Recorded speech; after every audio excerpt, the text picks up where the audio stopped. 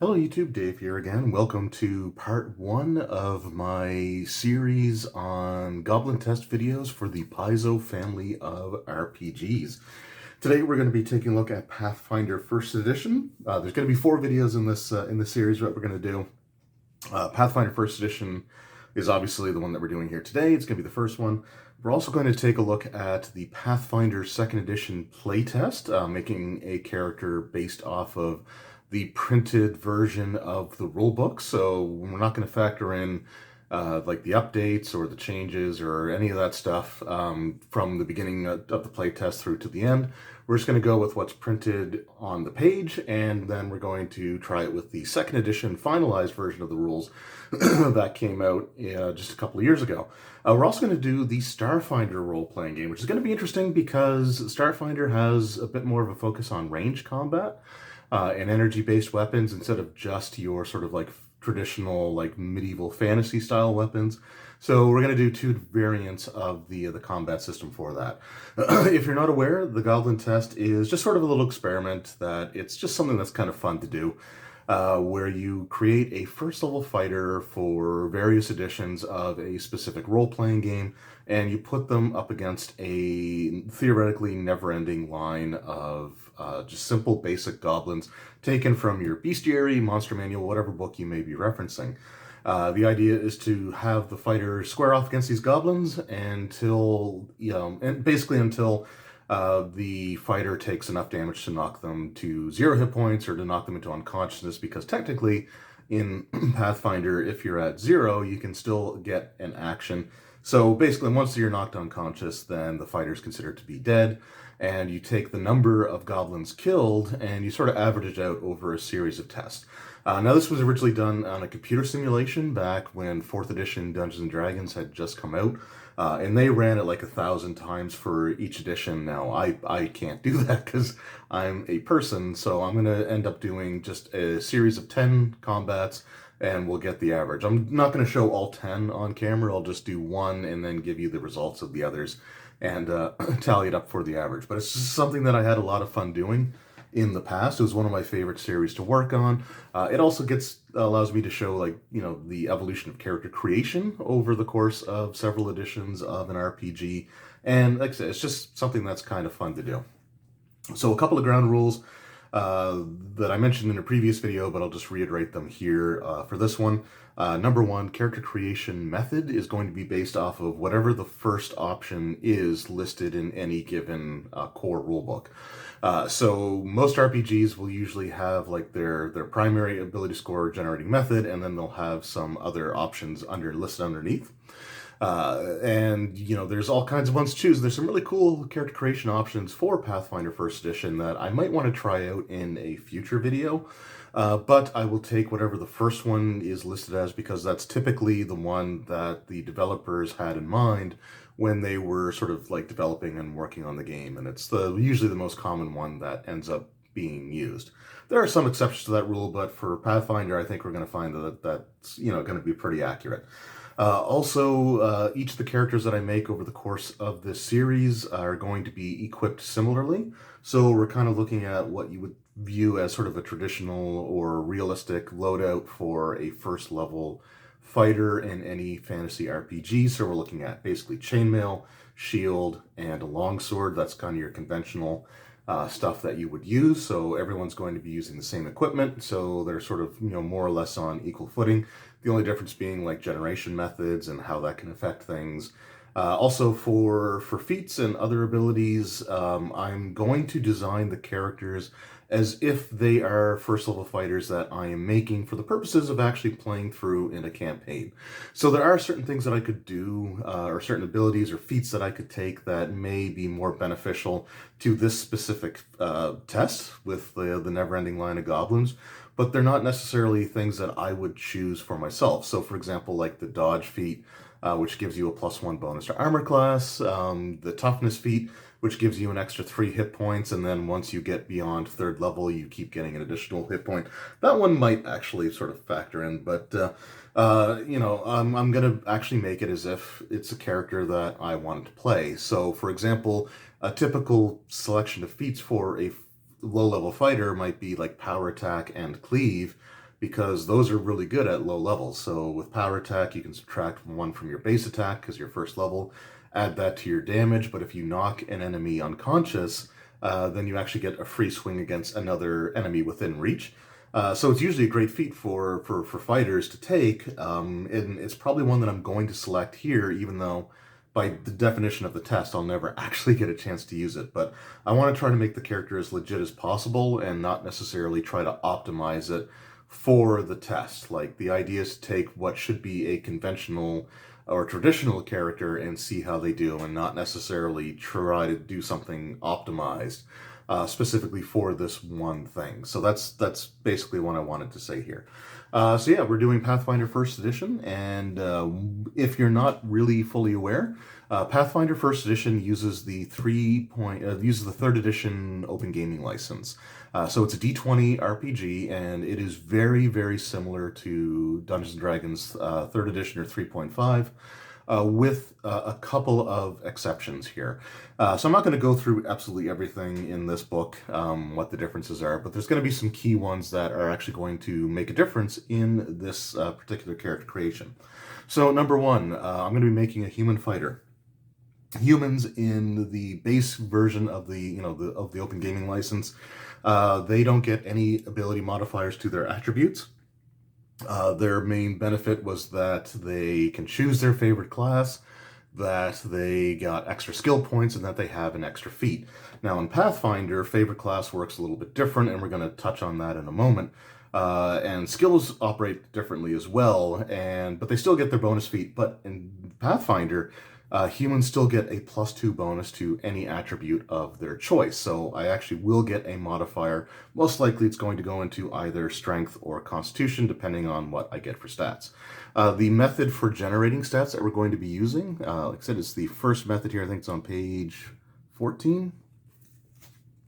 And that's going to be generating ability score. So as you see here, the very first one, called standard, 4d6, discard the lowest and process until you get the 6 numbers. And you simply, assign them to taste. And that's basically the one that we're going to go with.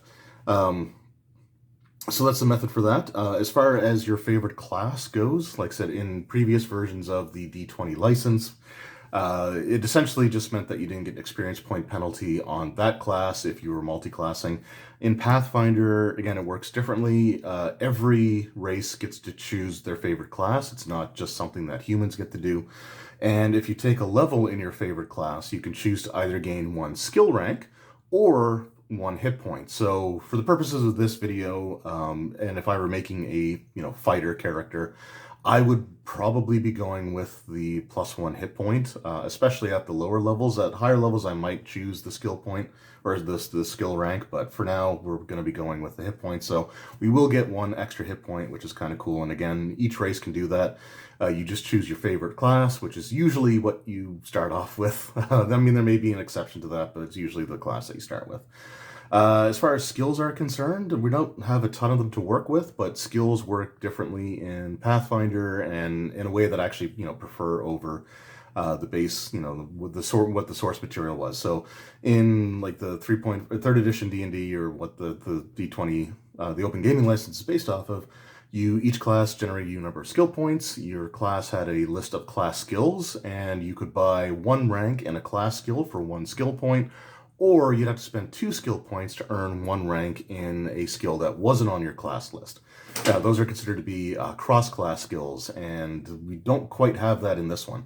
In Pathfinder, you don't have skill points, you simply have skill ranks. You can have a number of ranks equal to your current level. So at first level, we can only have a single rank in any given skill, but 1 rank is a +1 bonus on any skill, whether it's on your class list or not. However, if you choose a skill from your class list, so let's just say a fighter takes Intimidate, the first time they put a rank into that skill, they get a miscellaneous +3 modifier that just basically stacks with any other types of modifiers you could possibly add to your skill. So the benefit of putting a rank in a class skill is that you get an extra +3 bonus immediately. It's a one-time bonus, but you get an extra +3. It kind of simulates the fact that in, like I said, 3rd edition, D&D, you could have a number of ranks in any skill equal to your level +3. So they kind of just give you the +3 bonus. It's like I said, it's a system that I like a lot more. And that's basically it. The fighter, even though the Pathfinder fighter gets some really cool stuff at higher levels, at first level we're basically going to be kind of the same. So like I said, we'll just take a quick look at the human here, and we'll take a quick look at the fighter, and then we'll sort of get started with our 4d6. And then take the 3 highest method. So one of the things, first edition Pathfinder, the race selection, I don't know why, but they always had their the different characters. I guess they were always in their skivvies, which is weird, but it is what it is, I guess. So humans get +1 or +2 to any one ability score. They can choose whatever they want. They get normal speed of 30 feet. They get a bonus or they get a bonus feat at first level. They get 1 additional skill rank, and 1 additional rank whenever they gain a level. That's actually really good. And they speak common, so they still don't get a ton of abilities, but that's fine. And then the fighter, we'll just take a quick look here as well. So our first level fighter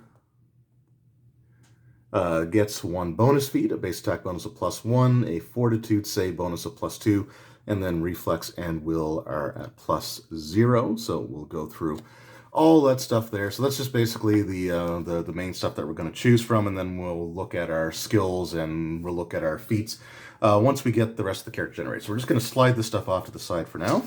Move these dice over.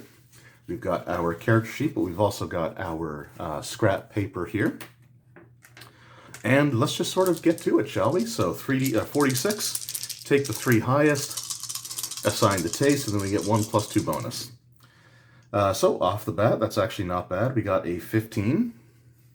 Also, you're going to get to see my really bad handwriting. I'm going to try to make the numbers a little bit bolder if I can for you. Oh, that's bad. So 7, so then we got an 8. I'm also really bad at making 8s. Whoop. There we go. There's the focus. I'm really bad at making 8s, so for the purpose of this video, I chose the 2 circle method. All right, so roll number 3. Okay, that's better. We got a 14.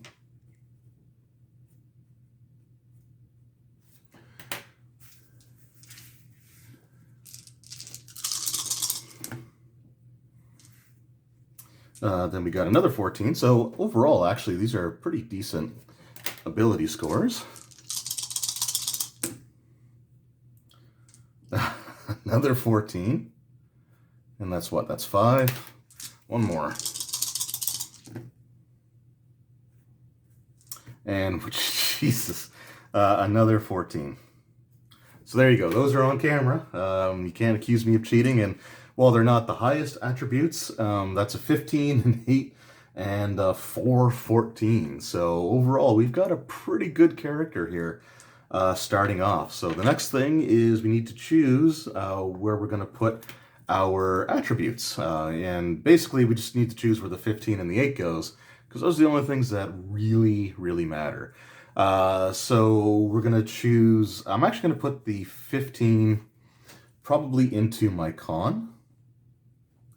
And then we're going to put we're going to put one of the 14s into strength, but we're going to modify that to the 16. So that's where we're going to get our +2 bonus into. And then we're just going to make this guy kind of gruff and uncharismatic. So charisma will be 8. And then we've got, actually, hold on. I do need to see how the armor works, because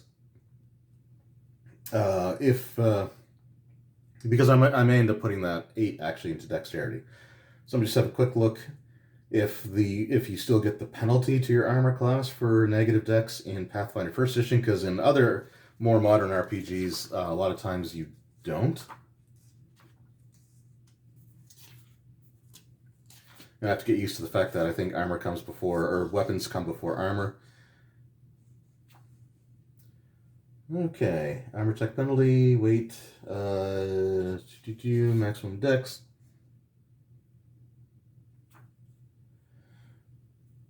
The restriction doesn't affect other Okay, so no, so the negative to their dexterity would still apply to the armor class in this version of the game, so we're not going to do that. So we're just going to go with dex, intelligence, and wisdom. And this is like any other D20 RPG, so a 10 gives you a bonus of +0, and then every even number after that gives you a bonus of, like, an increasing bonus of, like, +1 for 12, +2 for 14, +3 for 16, and so on. And then for every, if you're below 10, then basically every even number is like a penalty. So 8 and 9 gives you a -1, 7 and 6 gives you -2, and so on. So we're just going to fill in our stuff here. We've got our ability scores and then our modifiers. Then we have temporary, which we're not going to worry about because we don't have anything at first level modifying our stats. Although a barbarian may want to include that information in there for when they rage, but we're not making a barbarian, we're making a fighter. So we've got a 16 strength, which gives us +3. We have a 14 dex, which gives us a +2, although we probably won't get the full +2 with their chainmail armor because they do cap how much of a dexterity modifier you can add for the heavier armors, but we'll see what happens here. Constitution is 15, which also gives us +2. And then we just 14, 14, and 8. So that's -1, +2, +2. So again, overall, we actually got a pretty decent character here with all of our abilities. So just some basic information that we know. For example, the fighter gets a +2 to their fortitude save, and then 0 and 0 for wisdom and reflex. Reflex is not affected by your armor class, so if you have a maximum dex bonus to your armor class based on your armor, and your dexterity is above that, you still get your full dex modifier to your reflex saving throws. The only thing that is affected by the maximum dex bonus on the armor is your armor class itself. So for fortitude, actually all of our ability modifiers for our fortitude, reflex, and will are going to be +2, 2, and 2. We don't have any other modifiers, so we got +4, +2, and +2. Our base attack bonus is going to be +1. We don't have a spell resistance, so I'm just going to put NA. Base attack bonus here, +1, +1. Strength modifier is going to be, so we've got combat maneuver bonus and combat maneuver defenses. This is a little bit different than 3rd edition D&D, so you've got combat maneuvers, things like bull rush or trip or stuff like that. They're reclassified as combat maneuvers instead of them being like just unarmed attacks that you make. So they sort of have their own differences here. It's pretty basic. And then you have a defense, which is, instead of it being contested rolls in a lot of cases, it's just they make a roll against the static defense. If they succeed, then the maneuver is successful. That's sort of the biggest change there. So our combat maneuver bonus that we get if we're making a combat maneuver like bull rush or trip or whatever, or grapple. So we've got 1 for base attack, we've got +3 for our strength, so it's going to give us a +4. We've got a size modifier we don't have, so we've got strength. We have strength and dex modifiers that apply to combat maneuver defenses, so that's your ability to dodge or resist at the same time. So that's actually gets beefed up, but again, it's a static number, so it doesn't change unless your attributes change and your base attack changes. So we've got 3 and 2 and 10, so that is going to basically give us what, 16? 16. It's kind of like an alternate version of armor class. So even though you get to add 2 things to it, it's actually not, it's really no different than shield and sword, or armor and shield, I mean. Okay, so our speed is 30 feet. We do know that. We don't have any alternate methods of movement. Hit points, I didn't show it, I don't think, in the fighter description, but it's traditional. Fighters get a d10 hit points plus their con modifier. At first level you get max, so we've got 10 plus 2 for our dex, and we are going to be taking the 1 hit point for first level as our favorite class, because our favorite class is going to be fighter. So that's going to give us 13 hit points. We don't have any damage reduction, so we're not going to worry about that. That number might change if we take toughness, but right now we're not necessarily looking to do that.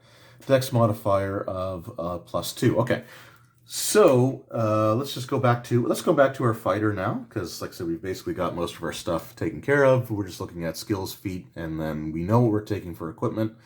So we're just gonna, put that stuff in here in a moment. But I do want to see what our skills are for a first level fighter.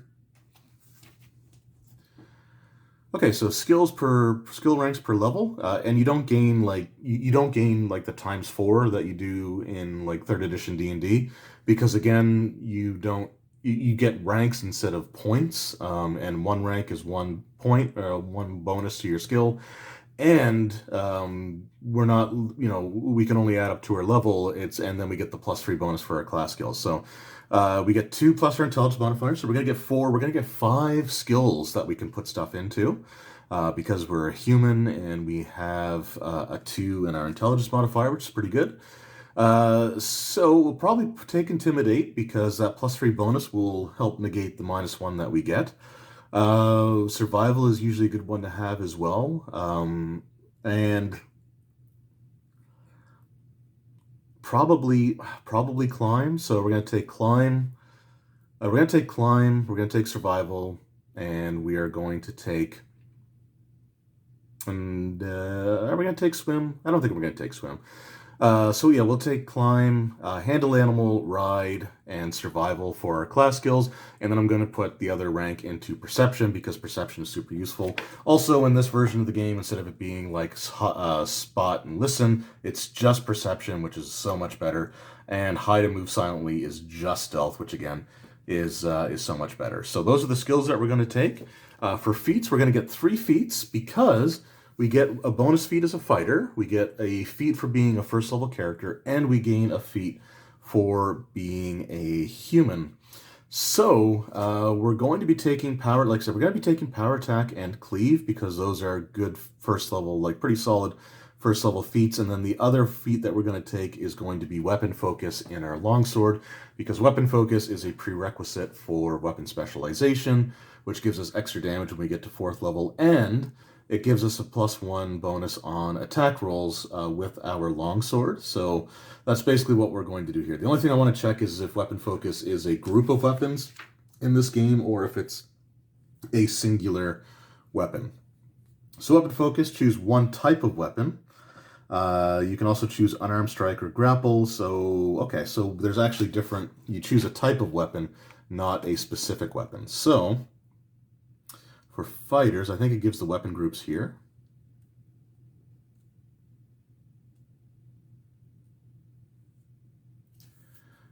Okay, so yeah, so we got weapon groups, we've got blades. Do we have heavy blades?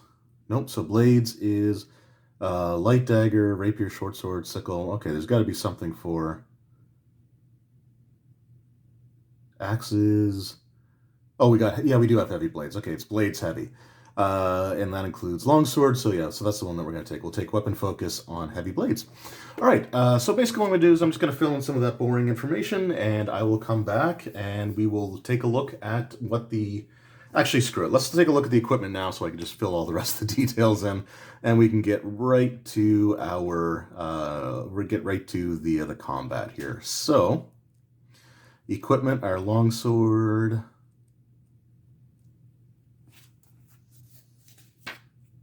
Those are the descriptions. The weapon chart comes first before the armor in this version of the game. Okay, so we've got martial weapons, one-handed. One-handed melee weapons. Here we go. So longsword, we're a medium-sized creature, so it's going to do 1d8. We've got a critical threat range of 19 to 20, and if you get a critical hit, it gives you ×2. So you roll double. You'd roll twice the dice and add twice your modifiers. You have to confirm your criticals in Pathfinder like you did in D&D, so it's not just a roll of a 19 or 20 generates the critical. What you do is you make a second roll to confirm whether it's a critical hit or not. And that's kind of where the second amount of damage kind of comes from, I guess you could say. It's one way of looking at it. It was sort of one of the earlier systems. The third edition, D&D game was one of the earlier versions of D&D to really have critical hit rules built into the game by default instead of them being like alternate. I don't actually remember seeing critical hit information in like the second edition Player's Handbook. That's not saying it's not there. It's just I don't remember it. But so they, to offset the fact that it is kind of powerful, I guess they wanted to have you make a confirmation roll. It was sort of the early stages of trying to have something for criticals. But a natural 20 is still always an automatic success, so that's good. And then we're going to take a look at our armor. So, armor chart. So here we have, where's Chainmail? Chainmail's actually a medium armor. That's interesting. I think it is actually in 3rd edition as well, so it's probably just the fact that I'm out of practice with it. I'm used to Chainmail on 5e being heavy armor. So it's going to give us a +6 bonus to our armor class, which is awesome, and we get a +2 to our maximum dex, so we can actually get our full dex bonus in there, which is awesome. It does have a -5 armor check penalty, so that means that's pretty rough. So armor check penalty, let's see here. So you take the penalty to any strength-based or dexterity-based skills. That doesn't apply to checks, only to skills, a character's encumbrance. So trying to do things like sneaking, or even like, it's going to affect our ability to, climb and swim and all that stuff. So that's a pretty hefty penalty, but it's still better than what we get for heavy armor, I guess. All right, so shield. All right, so shields, we're going to go with probably a heavy wooden shield, +2 armor bonus, and a -2 armor check penalty. So armor check's going to really kind of get out of control there, but that's fine. It doesn't matter. We're not really worried about it in the skills or in this test, and honestly, it's something that just the fighters have to deal with anyway. So that's what we're going to get. So we're going to have an 18. We're going to actually have a 20 armor class at first level. Holy crap. This guy might do a lot better than I was expecting. So let's just go ahead and fill in all the boring details, and I will be right back. All right, so we are back. Just got the sheet filled out here. So we'll just take a quick look at everything. We've got our skills here, and under miscellaneous mods, I haven't included the armor check penalty because in the Pathfinder sheets, the second sheet, which I didn't actually show any of, has a spot for armor class items, and it gives you what their bonuses are, what type they are, so medium, light, medium, heavy, or if it's a shield, and then it gives you what the armor check penalty is and their weight and all the other information. So that's actually really cool to have there. We just have our feats laid out here. I reread weapon focus and weapon specialization. Like weapon focus, it says like choose a type of weapon, but then it says that you get a +1 bonus with the weapon chosen. So it doesn't say weapon type, it says weapon. So to cover my bases, I just put heavy blades and then longsword. So if it only applies to the one specific weapon, then that's fine. I just chose the +1. I just chose the longsword to be absolutely sure. Power, attack, and cleave, and then we've got our information here. So like I said, we got a 20 armor class, which is pretty nuts, which is +6 from the 10th base, 6 for the shield, 2 for dex, and 10 bonus, 6 for the armor, 2 for the shield, and 2 for the dex. Touch armor class, we're not really going to get into that here, but if you were hit with like a ray spell, or if someone went to throw like alchemist fire at you, or something like that, that armor class is only 12 because you don't have to bypass armor, you only have to physically contact the body. And then flat-footed, I went with 16. Normally you lose your dex bonus, but I'll have to look it up to be 100% sure, but I don't feel it's right that you get your shield if you're caught flat-footed, so I just went with the base 10 plus the armor modifier there. Initiative +2, 13 hit points, +5 to hit with their longsword, 4 1d8 +3 damage. Also on our just scrap paper here, what I did is I took notes of the goblin's primary, like the parts of this goblin stat block that are going to matter to this test, but we'll just take a look at them here in the bestiary as well, or bestiary. I'm not sure how you pronounce that. I pronounce it bestiary, but it is what it is.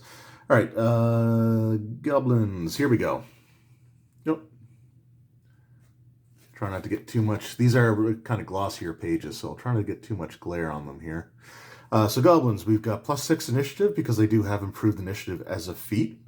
Dark vision's not going to matter. Armor class of 16. I did write down 13 for flat-footed, for touch, and 14 for flat-footed, even though, again, that's really not going to come into it. They get 6 hit points to start with, and then the only other really major thing they need to worry about was their short sword, which is an attack bonus of +2 and does a critical range of 19 to 20 for your standard ×2 critical. So that's basically it. We are ready to go. So what we're going to do is we're going to grab our dice here. And we've got our handy dandy visual aid.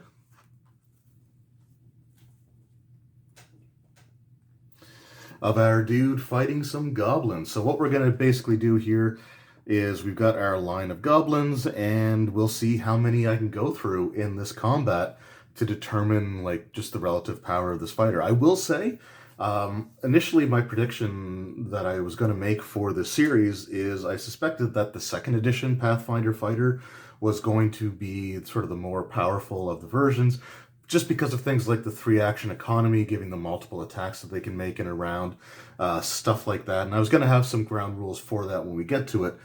But I don't know, having a 20 armor class against a +2 attack bonus, it's going to be interesting. So, like I said, let's sort of get right into it, shall we? First thing we got to do is determine our initiative. So I'm going to roll for our fighter, who I named Ethan, because that's one of my just go-to human character names. So he gets +2 to his initiative, so we're just going to roll. And okay, we're off to a good start. So he gets a 20 initiative, and we're going to keep that order throughout. So I toyed with the idea of re-rolling initiative for every goblin, but that's just going to bog things down. And you don't re-roll initiative every round anyway in Pathfinder. You just roll it once, and it's just like the goblins just step forward. So we're just going to go with the idea of just rolling the initiative once, but our goblins get +6, so we'll see what happens here. Okay, so 12 +6, so they go on an 18. All right, so our fighter gets to go first. We've got his attributes here, +5 to attack versus a 16 armor class. So let's just get into it. So the line of goblins advances. Our brave fighter is going to hold the line as much as he can for as long as he can. So we'll see here. The goblin steps up and he takes a swing. And that's actually going to miss. That is only a 13. And the goblins have an armor class of 16, so the goblin manages to dodge out of the way and then make his counter attack. So again, a +2. And that's going to miss. Back to Ethan's turn now. I'm really stuck on that number 8, aren't I? Goblin. Oh, the goblin actually lands an early hit. The goblin draws first blood. So we're taking a look at our goblin stats. The short sword just sort of pierces through the chainmail and deals a single point of damage to Ethan, who is now down to 12 of his 13. Hopefully, enraged by that, he's going to take a swing back in retaliation and miss even worse. This is just me being bad at rolling. That's why I'm going to do 9 more of these off camera and give you the result. All right. And the goblin, oh my god, this goblin is out for blood. He gets a chance for a critical, so that's a natural 20. The confirmation is a natural 1, so we got both ends of the spectrum there. But it is another hit, regardless of whether it's critical or not. And that's another 2 points of damage. So Ethan is down to 10 of his 13. So can our boy finally actually strike? He's got 50-50 chance, so the fact that he's missed, what, 4 times now? There we go. So that's a solid hit. That is a 14. That's a 19 total. Not natural, so it's not 19 on the dice, so we don't get a chance for a critical. But he does a d8 +3, so this is probably going to be the end of our first goblin here. And that is an 8 on the dice, so he basically just cuts this goblin like right in half after getting stuck a couple of times. He had enough, so we've got our first goblin dead. All right, so the next one steps up. Everybody just sort of steps up here. And we're going to go right back to it. So we had, so Ethan went, he killed a goblin. So the next goblin takes a 5-foot step forward, which you can do on your round, and makes an attack, which misses. Ethan in exchange, that is an 18 on the dice. So that is another solid hit. For 3, that's 6 damage. It drops the goblin to 0. So here's the interesting thing about, again, with sort of these earlier versions of like the D20 system games, 0 is not unconscious like it is in Pathfinder 2nd edition or even like 5th edition D&D. When you're reduced to exactly 0 hit points, you're considered to be in a disabled state. I think they call it staggered in this version of the game. And what that means is that you can move. So this guy, the goblin, could back off if he wanted to and not risk any further injury. Or you can go out in a blaze of glory. You can take either a single attack or cast a spell. But once you've done that, and you can't move, you can move or do the other thing. So it's one or the other, not both. But once you do that, so this goblin is going to attack. Once he makes his attack, he takes an additional point of damage, dropping him to -1, which is effectively dead. So we'll see if this Blaze of Glory is going to be worth it. And it was not. I rolled a 6, so he tried with his last breath, but that is another goblin down. All right, so what we're going to do here, because that was on the goblin's turn that he dropped, it is technically Ethan's go. So we're just going to move these guys up, but it is now Ethan's turn in the initiative order. So he's going to take another swing. That's a miss, however. So this goblin, hoping to not share the same fate as his friends, makes an attack that misses. Ethan, in exchange, does hit, but only rolls minimum damage. So this goblin is down to 2 hit points out of his 6. He takes 1 plus 3. Goblin misses in exchange, and Ethan is going to finish off. That is the third, that is the third goblin down. That 20 armor class is a beast, isn't it? Also, I suck at rolling, so that's probably part of it. Other people would more likely have better results than me. All right, goblins, gonna miss. Ethan, natural 1, that is a miss. Goblins, that is an 8, that's going to miss. Ethan, natural 20, chance for a critical, but we do not confirm the critical. That is only 9 plus 5 is 14. Goblins have an armor class of 16, but that is a hit, and that is the 4th goblin down. All right, our next goblin, having to climb over an increasingly large pile of his dead comrades, steps in and just misses. Ethan, in exchange, will in turn miss. The goblin, oh man, I hate that he's stuck on the 17. And then Ethan hits him for 2, so he is down. This goblin is down to 1 point of health remaining, since he took 5 of his 6, so he's still kicking. And unfortunately, he is now gone. So that is 5 goblins, and Ethan has only taken 3 points of damage so far. So that's, again, kind of crazy to think about. I like I said, I was expecting the 2nd edition one to be tougher or harder to take down, but I'm thinking that maybe this 1st edition goblin might be the one. All right, goblin steps up, misses. Ethan hits, and that is 6 goblins down. This is taking a while. This is taking a while. I may have to cut until we're to the point where we're done here. Oh, the next goblin moves up and actually makes a successful attack roll for maximum damage. So Ethan is now down to 6. He is technically in the danger zone for a critical hit, finishing him off. So we'll see what happens. And Ethan misses in exchange. So this goblin, going again, gets another hit. This may be the one, guys. As soon as another max damage. As soon as I said that I may have to cut it, all of a sudden the goblins really stepped up their game. So Ethan only has 2 hit points left. This is getting dicey. We'll see what happens here. Ethan misses. The goblin, chance for a critical. No critical, but a hit. If I roll a 3 or 4, then Ethan is defeated. If I roll a 2, then Ethan gets one last chance to kill this guy. If I roll a 1, then Ethan is still fine. And that is a 3. Our fighter is down. He managed to take out 6 goblins. This guy here was just an absolute beast. And will get his promotion to like probably chieftain or at least leader of the goblin military. That guy was nuts. He really went for it. All right, so in our first round of fights, we've got 6 goblins defeated, before Ethan went down. So what I'm going to do is I'm going to do the other 9 off camera, and I will come back with the results of each and give you what the average and everything breaks down to. So I will be right back. And we are back. So 9 more rounds of testing in the books, and it was an interesting time. I've got my notes here. What I wanted to do is track who won initiative on each of those rounds of testing, see if it makes a difference, and it really didn't. The Goblins had a heavy advantage in the initiative department because they were getting +6 on their rolls. Ethan only had +2.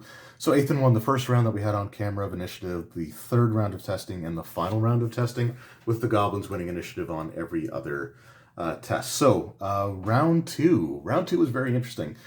We had 18 total kills for goblins, so 18 total goblins were killed during the course of that test, including a stretch where Ethan killed 8 basically in a row without taking a single hit from a goblin. That was pretty nasty. So he got 8 kills in a row with 10 other kills obviously added onto that, but 8 consecutive kills, and they were consecutive. Like 8 of his attacks in a row hit and did enough damage to kill the goblin. They either reduced to 0 and killed on their turn, or he just flat out did enough damage to kill them. So 8 goblin kills in a row without taking a single hit. Pretty nasty. 18 kills total. Round 3, we had 10 kills, so 10 goblins killed. There were 11 consecutive rounds of both combatants missing each other. It sounds worse than it is because, like, Ethan has a 50-50 chance of hitting the goblins with their 16 armor class, but the goblins can only hit on an 18, 19, or 20. So even though it was 11 consecutive rounds of missing, it's not that all of the rolls were in the toilet. A lot of them were, to be fair. A lot of them were.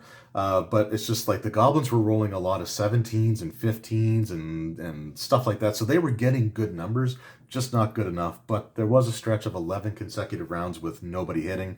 Also of note, the last goblin that went, or that was in the attack order, I guess, he ended up getting a hit on Ethan that reduced Ethan to 0 hit points. So again, when you're reduced to 0 hit points, you're not dead. You're considered to be in a staggered or disabled state where you can move and you'll be fine. But if you do anything like attack or cast a spell, which you can do, you can make a single attack or you can cast a spell at 0 hit points. And when you do that, after that, immediately you're reduced to -1 and you're considered to be bleeding out and dying. So Ethan was reduced to 0. He got his last attack in, which after that attack, he died. But that attack hit, but knocked the last goblin also to 0 hit points. But since Ethan was now dead, the goblin didn't have to do anything strenuous, so that last goblin survived with 0 hit points. So I just thought that was kind of cool to note. Round 4, 6 goblins killed, similar to round 1. Ethan did get one really impressive hit in, though. Because he ended up getting a critical hit against like the last goblin that he killed, and it did 21 points of damage. So that's pretty gnarly on a creature with 6 hit points. It was you roll 2d8. I rolled an 8 and a 7 for 15, and you'd multiply the strength bonus by 2, so that's 15 and 6, 21. Just like that's a lot of damage for a first level character. Also, the first goblin that hit Ethan critted on him. But Ethan still managed to take 6 down. That's, again, why the number may have been a little bit more on the lower side. On round 5, 14 goblins killed. During that sequence of back and forth, Ethan himself rolled 4 consecutive ones, so I'd roll a 1 for his attack, then the goblin would miss, or whatever the goblin would do, and then Ethan's turn again, another natural 1. So we got 4 natural 1s in a row, which is kind of unlucky. But he still killed 14 goblins, so I think he made up for it. Round 6 was interesting. We got only 4 goblins killed because 2 of the goblins' hits were crits, and the first one was like 4 and 3. So the first hit did 7 damage to him of his 13. And then the second critical hit that hit him, that reduced him down to like 1 hit point or something like that. So yeah, it was pretty. The goblins were not taking it in that round, in round 6. So 2 crits against Ethan, only 4 goblins killed. Round 7 and 8, nothing really eventful happened, just sort of a good back and forth. But on round 7, Ethan killed 10 goblins. On round 8, he killed 11. On round 9, he got 18 kills against the goblins. And the only thing that was kind of noteworthy is that every single hit that a goblin landed on him, was an 18 on the dice. So goblins hit on 18, 19, or 20. On a 19 or 20, they have a chance for a critical hit. But I didn't roll a single 19 or 20 for the goblins in that one. Every single time they hit, it was on an 18 on the d20, and like every single damage up until the end was like 2 points, 2 points, 2 points, 2 points, and then finally, I think the last hit did like 4, but by that point he was dead regardless. But yeah, that was the only thing kind of noteworthy there. And then on the last round, the 10th and final round, again, nothing really noteworthy, but Ethan did kill 9 goblins. So we've got our total number of goblins killed over those 10 tests. We had 106 goblins killed for an average of 10.6 goblins per test. So that's pretty solid. That's a pretty good number for our Pathfinder first edition character. Again, he had some things really going in his advantage in that with a 20 armor class and the goblins only getting a +2 bonus to hit, it was very difficult. The goblins had a 15% chance to hit Ethan, whereas Ethan had a 50% chance to hit the goblins. And yeah, 18 was the maximum number of goblins killed in a single test, which he managed to do twice. The lowest number was 4 goblins killed, and everything else just kind of, I guess, worked out in sort of like the average range. So yeah, awesome stuff. First level Pathfinder fighter did pretty well. I'm really kind of interested, or not interested, but intrigued by the results of that. Coming into this, I really thought that the second edition Pathfinder fighter might have the best overall ratio or number of kills, but I don't know. I'm thinking that this first edition one's going to be tough to beat, but we still got a step to go before we get to that second edition fighter, because on next week's round of Goblin test videos, we will be making a first level fighter using the printed physical book for the Pathfinder 2nd Edition playtest. So looking forward to that one. Hope you guys enjoyed this video. And maybe it might be a fun experiment to do at home yourself as well. Just make a first level fighter. You can do whatever methods that you want, whatever qualifications that you want. But if you ever try this yourself, let me know how it goes. So again, thank you guys very much for watching. I hope you enjoyed, and I will see you all next time. Take care.